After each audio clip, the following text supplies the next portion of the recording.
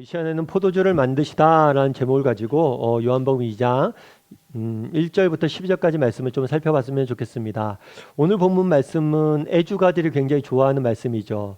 그래서 야, 예수님도 술을 만들어 주셨는데 우리가 먹으라고 만드셨으니까 우리가 먹고 마시자, 뭐 이렇게 이야기를 많이 하죠.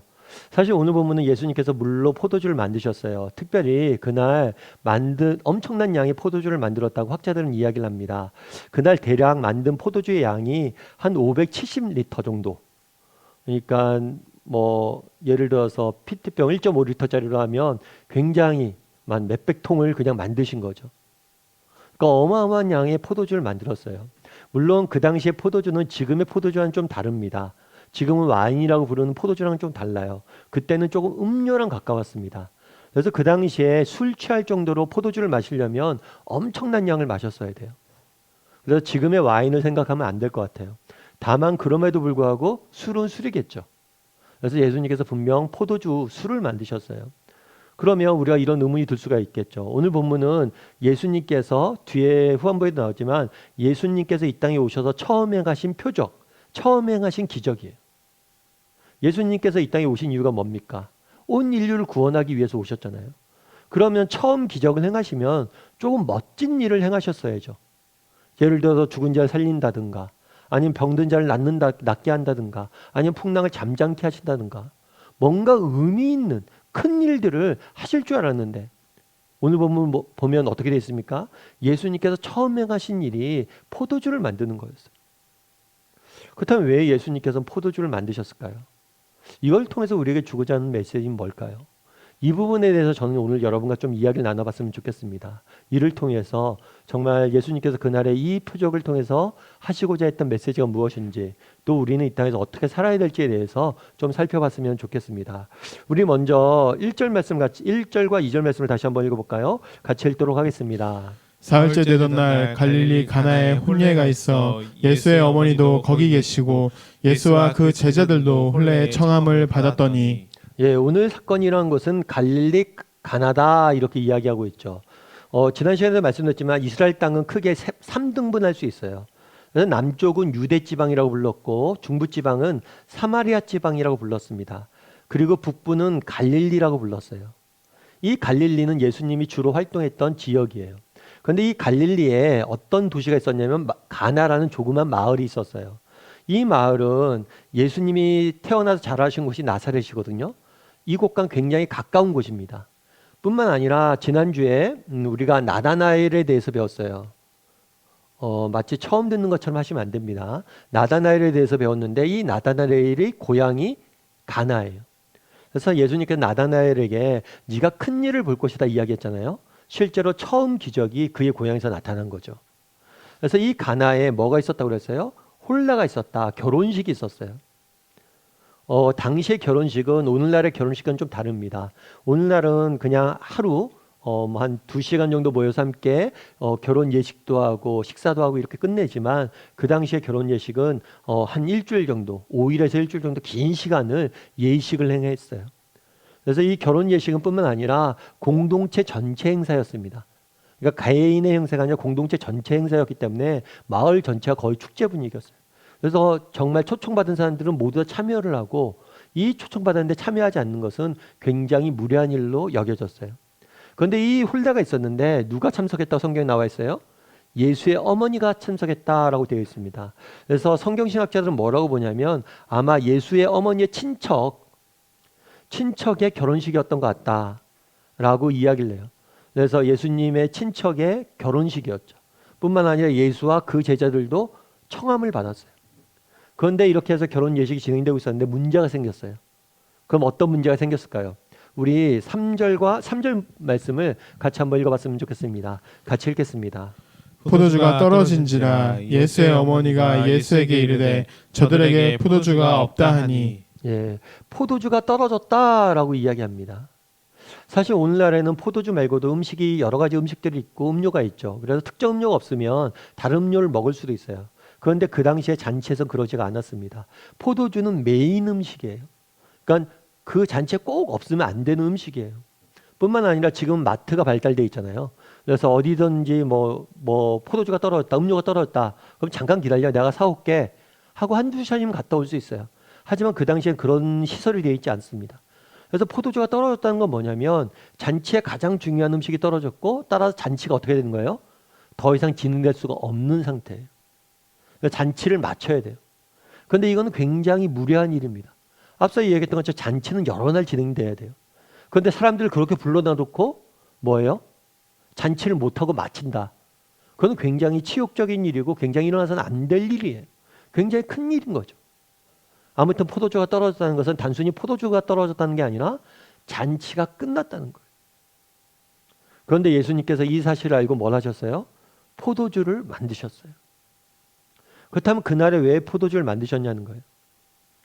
그 이유는 그거예요. 뭐냐면 잔치가 계속되길 바라셨어요.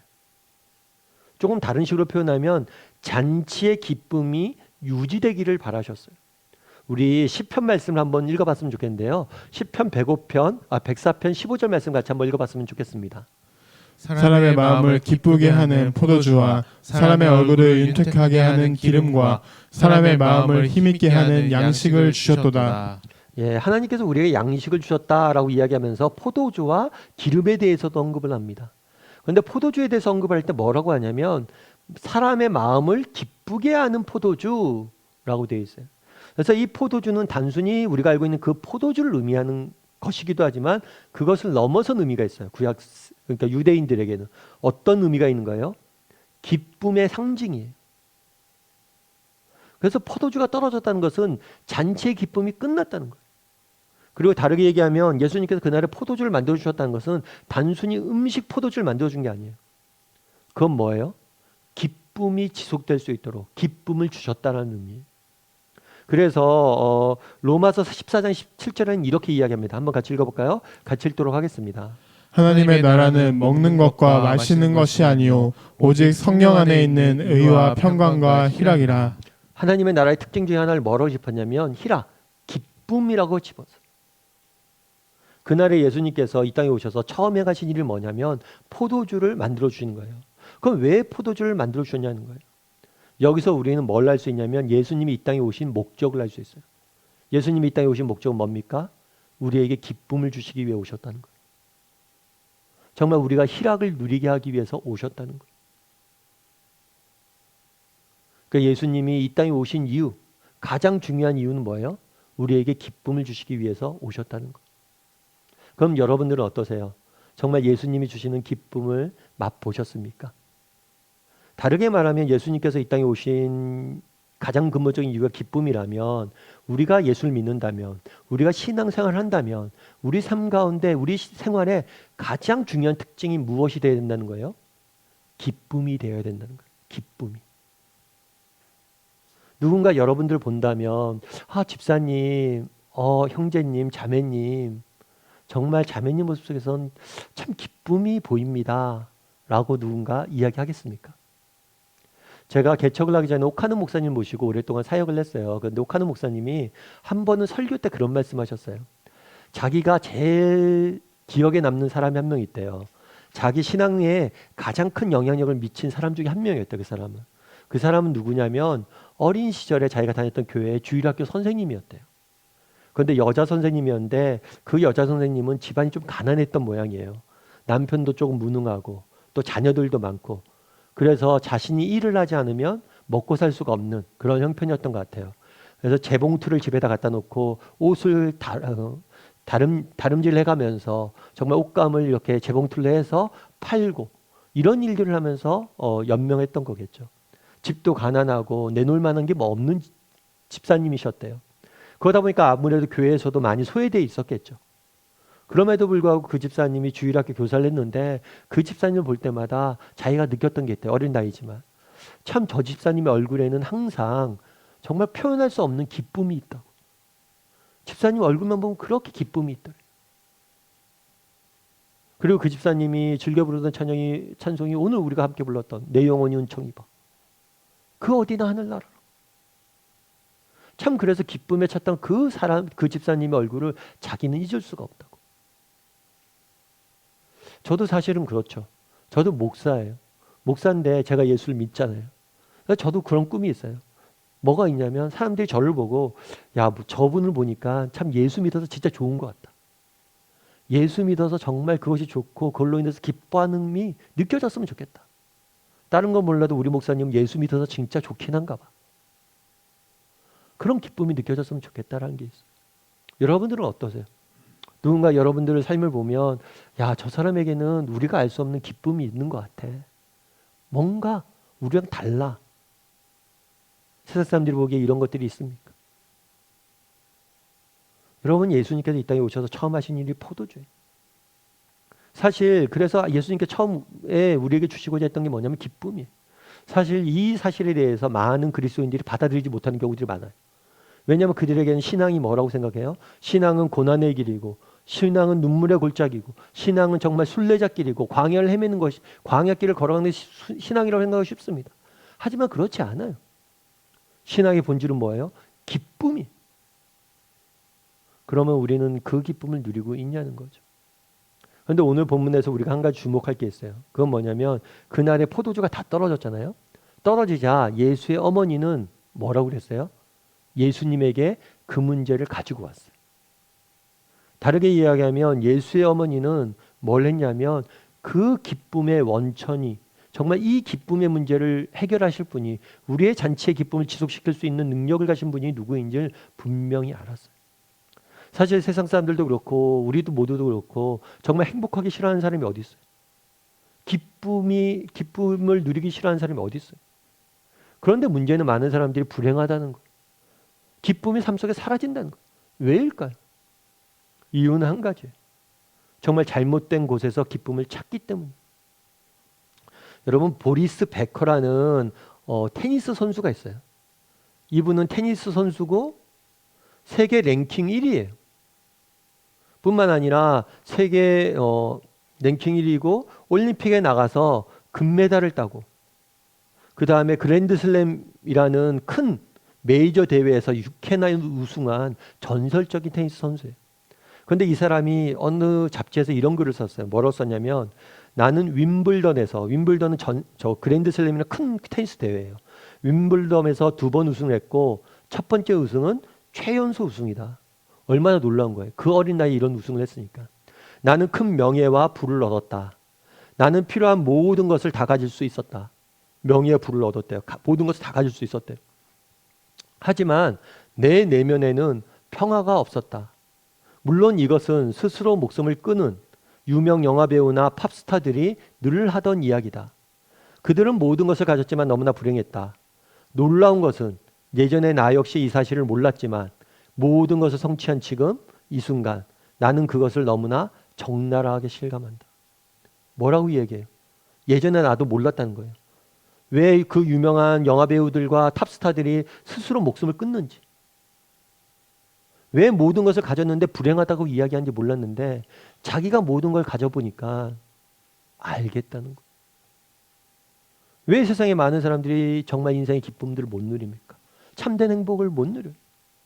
이유는 한 가지예요. 잘못된 곳에서 그것을 찾기 때문이에요.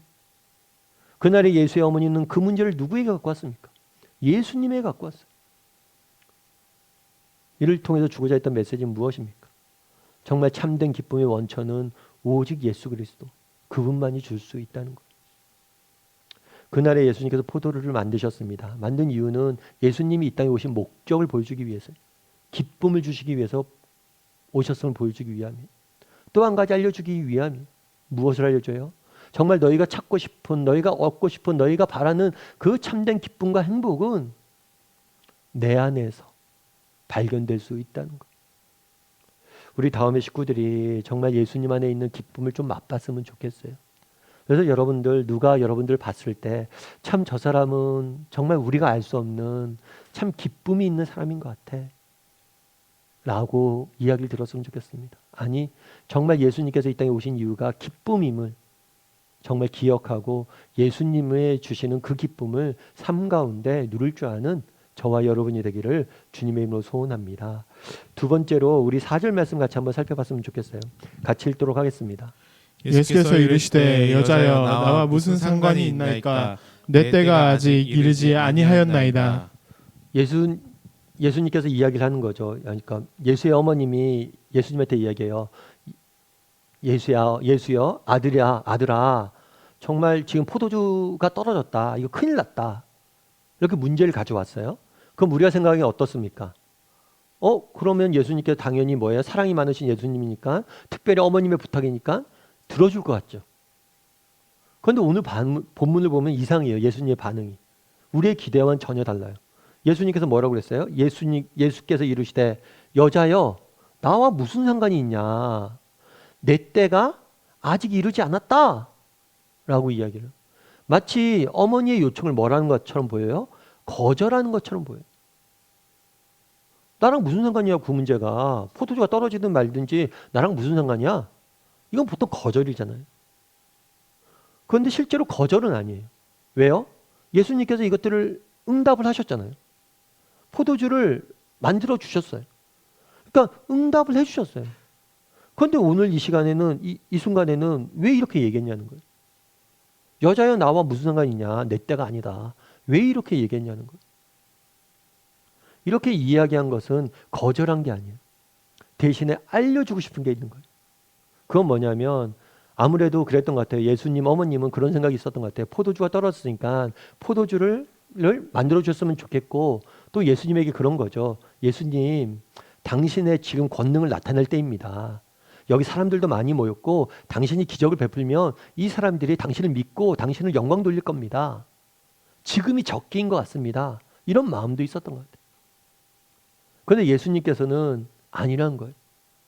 결국에 이 구절을 통해서 말씀해 주고자 했던 건 뭐냐면 내 때가 아니다 라고 이야기를 했잖아요. 이걸 통해서 말씀해 주고자 했던 건 뭐냐면 거절하신 게 아니라 때와 방법은 자신에게 맡기라는 거예요. 내가 이 문제를 어떻게 하고 내가 나의 영광을 어떻게 나타낼지 그 때와 방법은 나에게 맡겨달라는 거예요. 사실 이게 우리가 예수님과 또 우리가 기도하거나 신앙생활 할 때 자주 범하는 실수 중에 하나죠. 예를 들면 그런 거예요. 여러분 요술램프 아시죠? 요술램프는 어떻게 합니까? 요술램프 뭔가 필요한 것이 있으면 그걸 딱 꺼내서 지니야 요술램프를 하면 딱 나오면 뭘 도와줘? 내가 원하는 때에 내가 원하는 것을 얻기 위해서 쓰는 게 요술램프예요. 그런데 우리 하나님은 요술램프가 아니에요. 기도는 요술램프가 아니에요. 정말 우리가 인간적으로 살면서 이 땅을 살면서 우리가 필요한 것들 또 우리가 요구할 것들 예수님 앞에 가져가야 돼요. 기도해야 돼요. 그런데 우리가 기도할 때 뭘 해야 돼요? 그 때와 방법은 누구에게 맡겨야 돼요? 하나님께 맡겨야 된다는 거예요. 오늘 본문에 보면 5절에 이렇게 되어 있습니다. 5절 말씀 같이 한번 읽어볼까요? 같이 읽도록 하겠습니다. 그의 어머니가 하인들에게 이르되 너희에게 무슨 말씀을 하시든지 그대로 하라 하니라. 되게 이상한 거예요. 오늘 본문이. 예수님께서 뭐라고 했어요? 나랑 무슨 상관이 있습니까? 어머니. 그랬더니 뭐라고 그런 거예요? 야 얘들아 예수님이 시키는 대로 해. 마치 거절당했는데 응답받은 것처럼 행동한다는 거예요. 그런데 이 어머니의 말을 들어보세요. 너희에게 무슨 말씀을 하시든지 그대로 해라. 다르게 얘기하면 때와 장소를 맡기는 거예요. 때와 방법을 맡기는 거예요. 예수님이 안 고쳐줄 수도 있고 포도주를 만들어줄 수도 있고 뭘 하실지 모르겠는데 무슨 말씀을 하시든지 그대로 해라. 때와 방법을 예수님에게 맡기는 거예요. 우리도 마찬가지예요. 우리도 이 땅을 살다 보면 그런 생각이 들 수 있죠. 목사님 오늘 본문에 보면 예수님께서 이 땅에 오신 이유가 우리에게 기쁨을 주시기 원했고 기쁨을 주기 위해서 오셨고 우리의 행복을 바라신다며요. 그런데 내 삶을 보세요. 전혀 그렇지가 않아요. 왜 그런 거죠? 이런 마음들이 들 수가 있다는 거예요. 그런데 그때 우리가 기억해야 될 게 있다는 거예요. 그건 뭐예요? 정말 우리 주님께서 우리에게 오신 이유는 뭐예요? 기쁨을 주기 위해서요. 그런데 그 기쁨을 주는 방법과 때 역시 하나님은 우리가 신뢰할 수 있어야 된다는 거예요. 여러분 에브라함 링컨이라고 아마 아실 거예요. 미국의 16대 대통령이죠. 그리고 미국에서 가장 존경받는 대통령 중에 한 명으로 알려져 있어요. 그래서 갤럽에서 해마다 미국 대통령 중에서 가장 존경하는 사람이 누구냐 미국인들을 조사해 보면 거의 대부분 이 사람이 나와요. 그만큼 이 사람을 존경하는 이유가 그 사람이 단순히 대통령이었기 때문에 그런 건 아니죠. 그 사람의 인격이나 그 사람의 성품이나 그가 했던 모든 일들에 대해서 존경하는 거예요. 그런데 재미있는 것은 에브라함 링컨 같은 경우에는 어려서 조금 넉넉한 집안에 태어나지 않았어요. 가난한 집안에 태어났고 특별히 아버지가 파산을 했어요. 그러다 보니까 정규 교육조차도 제대로 못 받았어요. 그럼 이렇게 가정이 힘들고 어려우면 어떤 게 제일 필요해요? 사랑이 필요하죠. 우리가 좀 힘들고 어렵고 가난해도요, 가족끼리 서로 사랑하고 정말 우애가 있으면 극복할 수 있어요. 그런데 어머니도 어린 시절에 돌아가셨어요. 정말 가난하죠. 그런데 어머니 사랑조차도 못 받잖아요. 얼마나 불우한 형편에 자랐어요. 뿐만 아니라 에브라함 링컨이 나중에 자라서 스스로 사업을 하게 됩니다. 그런데 이 사업도 망해요. 뿐만 아니라 약혼녀가 있었어요. 약혼녀도 불의의 사고로 사망하게 됩니다. 끊임없이 사랑했던 사람들이 떠나가는 걸 봐야 되고 끊임없이 실패를 맛봐했어야 돼요. 그래서 기록에 보면 그런 기록이 있어요. 링컨의 친구들이 뭘 했냐면 링컨이 하도 이렇게 되니까 그 주변에 면도날이나 칼이나 이런 걸 다 치웠대요. 자살할까 봐. 실제로 링컨은 이렇게 썼어요. 나는 지금 이 세상에서 가장 비참한 사람입니다. 내가 느끼는 이 감정이 온 세상 사람들에게 퍼진다면 이 세상에는 행복한 얼굴을 한 사람이 아무도 없을 것입니다. 나는 죽거나 회복되거나 둘 중 하나입니다. 그러나 회복되지 않으리라는 예감이 강하게 됩니다. 나는 가장 비참한 사람이라는 거예요. 그리고 뭐라고 그래요? 난 회복되지 않을 거다. 난 이대로 끝났다. 내 인생은 이대로 끝났다. 그만큼 절망이 있었죠. 그런데 링컨의 생애를 연구한 사람이 한결같이 이야기하는 게 있어요. 그가 왜 이렇게 많은 미국인들의 존경을 받는 그러한 성품과 인격과 그러한 마음들을 갖게 됐냐. 그건 그가 당했던 고난의 산물을 한 거예요. 그가 정말 이런 고난이 없으면 링컨이 나오지 않았을 거라고 이야기하는 거예요. 정말 우리도 마찬가지. 정말 우리도 정말 이 땅을 살다 보면 링컨 같은 마음이 들 수가 있죠. 내가 이 세상 가장 비참하고 불행한 것처럼 볼 수가 있어요. 더 이상 소망이 없어요. 내 인생이 정말 끝난 것 같아요. 기댈 데가 없어요. 그럼에도 불구하고 우리가 기억할 것이 있어요. 그건 뭐냐면 우리 하나님께서 우리에게 기쁨을 주시길 원하시고 다만 그때와 방법이 우리와 다를 뿐이에요. 우리가 원하지 않는 고난의 길로 우리를 보내실 때도 있습니다. 하지만 그것들을 통해서 우리에게 더 큰 기쁨을 주실 거란 거예요. 그날에 예수의 어머니 뭐라고 이야기합니까? 무슨 일이든지 무슨 말씀하든지 그대로 하자. 우리의 예수님은 하나님은 우리의 문제를 외면할 뿐이 아니야. 하지만 뜻과 계획이 있겠지. 그분을 믿고 따르자고 이야기하는 거예요. 바라기는 우리 다음의 식구들도 정말 이 사실을 신뢰했으면 좋겠어요. 정말 우리 중에는 참 힘들고 어려운 형편 중에 계신 분들이 있을 수 있습니다. 참 사방을 둘러봐도 다 막힌 것 같고 절망스러운 상황이 있을 수 있어요. 그럼에도 불구하고 정말 하나님을 바라보고 그분의 때와 방법을 신뢰하고 믿음을 잃지 않고 걸어갔으면 좋겠어요. 그랬을 때 하나님께서 정말 하나님의 때 하나님의 방법으로 정말 우리에게 기쁨을 회복시켜 주실 거예요. 그날에 포도주 만들어 주셨잖아요. 그런 믿음을 가지고 살아갈 줄 아는 우리 다음의 식구들이 되기를 주님의 이름으로 소원합니다. 그리고 또 한 가지 더 살펴봤으면 좋겠는데요. 6절과 8절 말씀 같이 한번 읽어봤으면 좋겠습니다. 같이 읽도록 하겠습니다. 거기에 유대인의 정결 예식을 따라 두세 통 드는 돌 항아리 6이 놓였는지라. 예수께서 그들에게 이르시되 항아리에 물을 채우라 하신즉 아기까지 채우니 이제는 떠서 연회장에게 갖다 주라 하심에 갖다 주었더니. 이제 포도주를 만드는데 약간 독특한 방식으로 만들어요. 어떻게 만드냐면 돌 항아리 6개가 있어요. 거기다 물을 다 채우라고 그래요. 그 다음에 물을 채워서 그 물을 떠서 연회장에 갖다 주라라고 이야기를 해요. 그런데 물을 떠서 갖다 주니까 어떻게 돼요? 그게 포도주로 변해져 있어요. 그러니까 돌 항아리에 물을 채워서 포도주를 만드셨거든요. 그런데 왜 하필이면 그럼 이 돌 항아리라는 거예요. 그래서 이 돌 항아리가 특별한 돌 항아리예요. 어떤 돌 항아리냐면 정결 예식에 쓰는 돌 항아리다 이렇게 돼 있어요. 그럼 이 정결 예식이 뭘까요? 유대인들은 밖에 나갔다가 이렇게 잔치에 들어가기 전이나 집안에 들어올 땐 꼭 이렇게 통에 들어있는 물에다가 손을 씻어요. 손을 씻는데 이것은 단순히 위생적인 이유만 아니에요. 위생적인 이유로 씻는 것도 있지만 보다 근본적인 종교적인 이유가 있어요. 그건 뭐냐면 우리가 세상을 살다 보면 나도 모르는 사이에 뭘 할 수 있어요? 죄를 지을 수 있고 잘못을 범할 수 있고 뭔가 부정한 것들을 만질 수 있어요.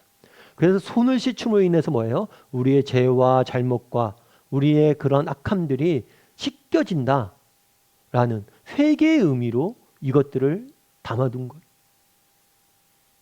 그래서 이 정결 예식에 쓰는 돌항아리에 담아뒀다는 거예요. 그렇다면 왜 이 정결 예식에 쓰는 동화를 항아리냐는 거예요. 오늘 예수님께서 예수님의 생애를 보면 제일 재밌습니다. 요한복음을 보면 특히 재밌어요. 요한복음의 처음에 예수님이 행하셨던 기적이 뭐냐면 물로 포도주를 만드는 거예요. 그런데 요한복음에 보면 예수님께서 죽기 직전에 하신 일이 있어요. 죽기 직전에 하신 일은 뭐냐면 제자들과 함께 포도주를 드시는 거였어요. 그러면서 뭐라고 얘기하냐면 이 포도주는 내 피다. 다르게 말하면 우리가 먹고 진정으로 먹고 마셔야 될 것은 뭐예요? 눈에 보이는 포도주가 아니라 예수님의 피라는 거예요. 그럼 예수님의 피가 왜 우리에게 필요하냐? 우리를 정결하게 하기 위해서. 우리를 죄와 사망으로 깨끗이 하고 정말 하나님 앞에 나아가 하나님이 주시는 기쁨을 맛보게 하기 위해서 피가 필요한 거예요. 그래서 그날의 정결 예식에 사용되는 항아리에 담아서 포도주를 만드셨던 건 무엇이냐면 무엇을 의미하냐면 정말 우리에게 필요한 것은 예수님의 피라는 거예요. 우리가 깨끗하게 하기 위해서. 그래서 정말 우리가 누릴 수 있는 참된 기쁨은 뭐냐? 그리스도의 십자가의 사랑이. 그걸 통해서 우리는 그 사랑 가운데 참된 기쁨을 누릴 수 있음을 보여주는 거예요. 그래서 정결 예식에 쓰는 포도주는 그 예수님의 전생의 가운데 예수님의 사랑을 의미하는 거예요. 그런데 오늘 본문에 또 재미있는 표현이 하나 나와요. 그건 뭐냐면 9절 10절이에요. 우리 9절 10절을 말씀을 같이 한번 읽어봤으면 좋겠습니다. 같이 읽겠습니다. 연회장은 물로 된 포도주를 맛보고도 어디서 났는지 알지 못하되 물 떠온 하인들은 알더라. 연회장이 신랑을 불러 말하되 사람마다 먼저 좋은 포도주를 내고 취한 후에 낮은 것을 내거늘 그대는 지금까지 좋은 포도주를 두었도다 하니라. 뭐라고 표현하냐면 그대는 지금까지 좋은 포도주를 두었도다 라고 이야기해요. 이 말을 다르게 말하면 그날 예수님께서 물로 포도주를 만드셨죠. 근데 이 포도주가 뭐예요? 최상의 포도주였다는 거예요. 최상의 품질이었다는 거예요. 그래서 가장 맛있는 포도주를 먹은 거예요. 그런데 그 전에 하는 표현이 되게 재밌어요. 뭐라고 표현되어 있어요? 사람마다 먼저 뭘 한다고요? 좋은 것을 내고 후에 취한 후에 나중 것을 낸다. 이렇게 이야기하죠. 뭐 그런 얘기들 있잖아요. 막 영화 같은 데 보면 술집에서 이렇게 처음에 양주가 떠졌다가 사람들 취하면 양주에 뭘 타서 줘요? 물 타서 주죠. 너무 이런 거 자세히 많이 알아도 좋은 것 같지는 않아요. 이렇게 물 타서 주는데 사과도 그렇잖아요. 여러분 사과 상자 사보면 어때요? 위에는 사과알이 클까요? 작을까요? 크죠. 근데 밑에 가면 뭐예요? 조금씩 작아지는 걸 느껴요. 세상의 모든 원리가 뭐라는 거예요? 처음엔 좋아 보이는데 뭐예요? 나중에는 나빠진다는 거예요. 아까 보리스 베커라는 테니스 선수 얘기 들었잖아요. 왜 많은 사람들이 그 성공을 맛보고 불행하다고 이야기합니까? 처음에 성공했을 때 기쁘죠. 정말 너무 행복하죠. 세상을 다 가진 것 같죠. 그런데 그게 오래 갑니까? 오래 못 간다는 거예요. 금방 끊어져 버린다는 거예요. 저도 그랬던 것 같아요. 저도 예전에 제가 처음 차를 샀던 게 언제냐면 신학교 다닐 때였어요. 신학교 다닐 때 신학교에 양지에 있었기 때문에 신학교 가려면 고속버스를 타고 가고 한 30분 이상 걸어서 올라가야 돼요. 너무 불편한 거죠. 매일 그렇게 왔다 갔다 하는 게. 그러다 보니까 어렵게 돈을 모아서 중고차를 샀어요. 중고차. 중고차로 프라이드 샀어요. 한 10년 이상 된. 근데 그때 그 차를 사고 얼마나 기뻤는지 몰라요. 야, 내 차가 생겼다. 신나서 그 차 타고 뭐 부산도 다녀오고 지금 생각해보면 그 고물차를 타고 어떻게 다녀왔나 모르지만 그랬던 것 같아요. 그런데 그 다음에 제가 뭐 차도 바꿨죠. 새 차도 사보고.